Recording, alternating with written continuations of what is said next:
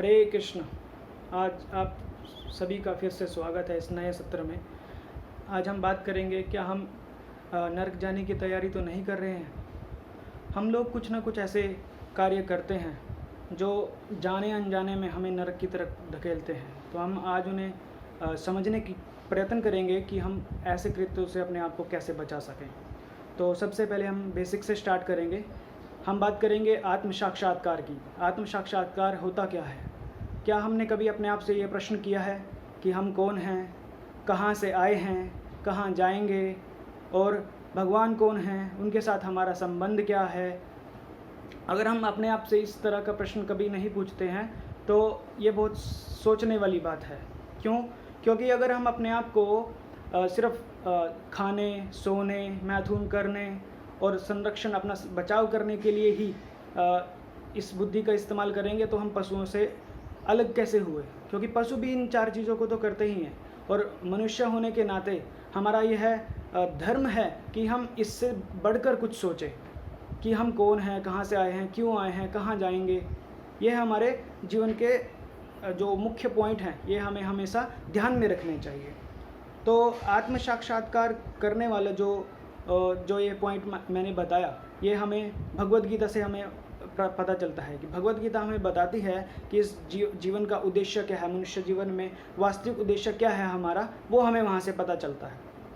उसके बाद हम बात करेंगे कि जो ये नरक है, ये है कहाँ, है भी कि नहीं, अगर है तो वहाँ क्या होता है, इन सब की चर्चाएं हम करेंगे।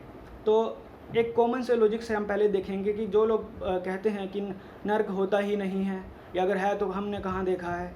तो जिस तरह से दिन में तारे नहीं दिखते, रात को सूर्य नहीं दिखता, ये हम जानते हैं कि वो उपस्थित हैं, लेकिन हम उनको उस समय देख नहीं पा रहे हैं।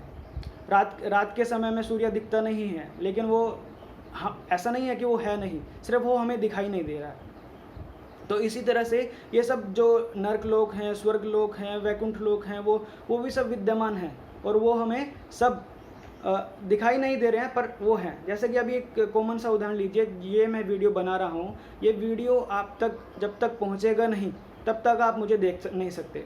ये पूरी प्रोसेस है। जैसे मैंने इस वीडियो को बनाया, फिर मैं इंटरनेट ऑन करूँगा, फिर उसको यूट्यूब पे डालूँगा, यूट्यूब में प्रोसेस होगा, जब वो अपलोड हो जाएगा तब आप देख सकेंगे। तो ये पूरी एक प्रोसेस से निकलना पड़ेगा, तब आप इसे देख पाएंगे। इसी तरह से हमें प्रत्येक वस्तु को देखने के लिए, समझने के लिए एक प्रोसेस से गुजरना पड़ता है, और जब तक हम उस प्रोसेस को पूरा नहीं करते हम उन चीज़ों को समझ नहीं सकते हैं। लेकिन हमारे पास ये ज्ञान प्राप्ति के लिए भगवान ने हमें कुछ माध्यम दिए हैं। वो दिए हैं वेद शास्त्रों में। वेद शास्त्रों से हम इन चीज़ों के बारे में जान सकते हैं कि वो कहाँ है स्थित, किस तरह से है, और वहाँ क्या होता है। तो हमारे पास जो ये नरक है, जो नरक टॉपिक है, इस नरक टॉपिक के बारे में अगर आपको सब नरक के बारे में जानकारी चाहिए कि क्या है, वहाँ किस तरह के लोग जाते हैं, वहाँ क्या क्या यातनाएं भोगनी पड़ती हैं, इसका पूरा वर्णन किया हुआ है श्रीमद् भागवतम में। श्रीमद् भागवतम का 5वां स्कंद 26वां अध्याय, और उसमें 40 श्लोक हैं, उनमें पूरे सभी नरक लोगों का वर्णन किया हुआ है, वहाँ किस तरह के लोग जाते हैं और वहाँ पर क्या क्या यातनाएं दी जाती हैं। तो हमारे जो 14 प्लैनेटरी सिस्टम है, जो अलग अलग स्तर पे लोग हैं, तो सबसे ऊपर जैसे सत्यलोक है, उसके लिए नीचे तपोलोक, जनलोक, महलोक, ऐसे नीचे करते करते सबसे नीचे है तपलोक। और तब समझिए ये तपलोक है, ब्रह्मांड के नीचे पूरे गर्भोदक सागर फैला हुआ है, और गर्भोदक सागर से ऊपर और पाताल के नीचे, इसके बीच में सब जो ये हैं नरक लोक स्थित हैं। नरक लोक वहाँ पे 28 हैं। श्रीमद् भागवतम से हमें पता चलता है उनकी गिनती में 28 हैं। तो इन 28 जो नरक लोक हैं, उनमें से मैं कुछ का नाम आपको बताता हूँ, जिनके नाम हैं तमिस्त्र, रोरव, महारोरव, अंधकूप, कालसूत्र, शुक्रमुख, अन्य, इस तरह से 28 हैं। तो जिस तरह की किसी व्यक्ति के पाप कर्म होते हैं, उसको उसी तरह के नरक में डाल दिया जाता है यातनाएं भोगने के लिए। अलग अलग तरह की यातनाएं हैं, जिस तरह का हमारे पाप कर्म होते हैं उसी तरह की यातनाएं होती हैं। सामान्य दृष्टि से देखें कि जैसे किसी कार्यालय में अलग अलग विभाग बने होते हैं, वहाँ पे सबको अलग अलग नरक लोक में भी इसी तरह से अलग अलग विभाग बनाए गए हैं। जिस तरह के भी पाप कर्म होंगे उस तरह के उसको उस तरह के नरक में डाल दिया जाएगा।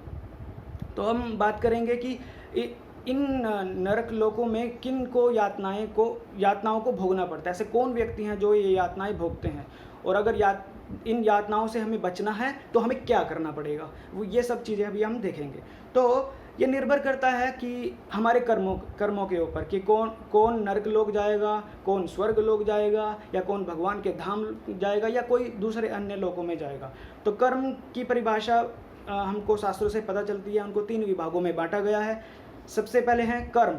कर्म वह है जो व्यक्ति शास्त्रों में दिए गए निर्देशों का पालन करता है, उसके अनुसार कार्य करता है, उसको कर्म कहते हैं। लेकिन कर्म में हम जो रिजल्ट है उसके साथ अपने आप को जोड़े रखते हैं, मतलब हम भोग की इच्छा रखते हैं कर्म करने के बाद। दूसरे हैं विकर्म।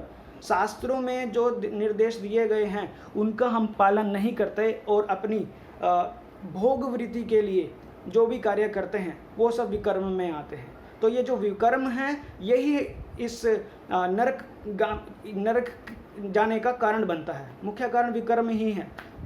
जब अपनी मंद बुद्धि के कारण जो ऐसे कार्य करते हैं जो शास्त्रों में निर्देशित नहीं है, जैसे कुछ लोग बोलते हैं ना, माई लाइफ माई रूल, इस तरह की बात करते हैं कि वो किसी की नियम नहीं मानते, वो वेद शास्त्रों को नहीं मानते। तो ऐसे लोगों को बाद में उनका रिजल्ट पता चलता है जब उनको नरक में अनेकों जन्मों के लिए वहाँ पर यातनाएं भोगने के लिए डाल दिया जाता है। तीसरा है अकर्म। अभी ये सबसे श्रेष्ठ है। इसमें हम क्या करते हैं, शास्त्रों में दिए गए निर्देशों का पालन करते हैं, किंतु साथ ही साथ हम फल के साथ अपने आप को जोड़ते नहीं हैं। हम भगवान की प्रसन्नता के लिए सब कुछ करते हैं। अगर हम ऐसे करेंगे तो हमें बाद में उनके किसी के भी पाप कर्म भोगने नहीं पड़ेंगे और हम भगवान के धाम को प्राप्त करेंगे। यही हमारा मुख्य लक्ष्य है। तो अभी एक अकर्म किए कैसे जाएं? क्या हमें सब कुछ छोड़ देना पड़ेगा? क्या हमें जो अपने नैतिक कार्य हैं, दैविक दिन के कार्य हैं, दैनिक कार्य हैं, उनको सबको छोड़ देना पड़ेगा? नहीं, आपको कुछ छोड़ना नहीं है। आपको सिर्फ भगवान को केंद्र में लेकर आना है और उनको भगवान को बीच में केंद्र में रखकर अपने सारे कार्य करने हैं। जैसे आप अगर भोजन पकाते हैं घर में, तो भोजन पकाइए, आप सिर्फ कुछ चीज़ों का ध्यान रखना है कि भगवान को मांस मच्छी या इस तरह की नशीली चीज़ों का भोग नहीं लगाया जाता। आप भोजन बनाइए, भगवान को अर्पण कीजिए, तुलसी दल उसके ऊपर रखकर, और वो सब परिवारजन साथ में मिलकर खाइए प्रसाद के रूप में। यह बहुत सरल विधि है भक्ति योग की। हाँ, कुछ नियमों का भी वर्णन किया गया है शास्त्रों में जिनका हमको पालन करना चाहिए। वो नियम है, हमें मांस नहीं खाना चाहिए, हमें किसी तरह का नशा नहीं करना चाहिए, हमें जुआ नहीं खेलना चाहिए, हमें व्यभिचार नहीं करना चाहिए। हम ये 4 नियमों का पालन करेंगे। साथ में जो घर में बनाया जा रहा है भोजन, वो भगवान को पहले भोग के रूप में लगाएंगे, और अपने जो वास्तविक कर्तव्य हैं, मतलब जो हमारे और इसके अलावा जो कर्तव्य बनते हैं, उनको पालन करेंगे। तो बस ये सरल विधि है भक्ति योग की। आप घर में भगवान का चित्र रखिए, उनको सुबह शाम सब मिलकर भगवान का हरि का नाम लीजिए। ये इस विधि बहुत सरल है। इस तरह से आप भगवत प्राप्ति कर लेंगे। उसके बाद भगवान को हम क्या क्या भोग में लगा सकते हैं, इसका भी वर्णन भगवान ने भगवद गीता में किया है। पत्रम पुष्पम फलम तोयम यो मे भक्ता प्रयच्छति, कि जो कोई व्यक्ति प्रेम और भक्ति के साथ मुझे पुष्प, फल या जल प्रदान करता है, वो मैं उसे स्वीकार करता हूँ। भगवान ने इस श्लोक में भी कहीं वर्णन नहीं किया कि मैं मांस या मटन ऐसी चीज़ें भी खाता हूँ। आप सिंपल सब्जी, फल फूल, इस तरह की वस्तुएं भगवान को ऑफर करेंगे, भगवान उसे एक्सेप्ट करते हैं। अब हम बात करेंगे कलयुग में हम इन चीज़ों से बच कैसे सकते हैं, और हम कलयुग में रहते हुए भगवान के धाम को वापस जा कैसे सकते हैं। तो कलयुग में होने का हमें एक बोनस भी दिया हुआ है। शास्त्रों ने कलयुग में पहले से ही पता था कि कलयुग में हमारी बुद्धि क्षीण होगी और हम बहुत जैसे पहले वाले युगों में जो तपस्या करने के साधन थे वो कर नहीं पाएंगे। तो इसीलिए भगवान ने हमें कलयुग में रहते हुए ये रास्ता बहुत सुगम कर दिया है।